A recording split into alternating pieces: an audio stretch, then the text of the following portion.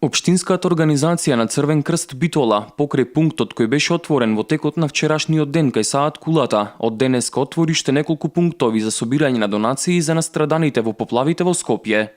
Оттаму апелираат дека се уште барањата и потребите се исти, да се донираат средства за хигиена, флаширана вода, како и конзервирана храна и храна за деца. Општинската организација на Црвен крст Битола и денес продолжува со поставените штандови за поплавените подрачја во Скопје.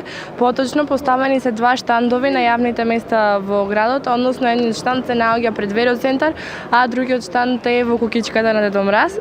Граѓаните апелираме до граѓаните да донираат флаширана вода, бебешка храна, средства за хигиена и конзервирана храна. Од Црвениот крст апелираат до сите хумани граѓани кои ќе се одлучат да донираат, истото да го направат на пунктовите нова општинска организација, со цел донациите сигурно да стигнат на местото каде што е потребно. Апелираме до сите оние кои имаат намера да донираат, истата донација да ја направат преку Општинската организација на Црвен крст, се со цел подобра комуникација со центарот во Скопје и да бидеме сигурни дека она што се донира е во најдобар ред.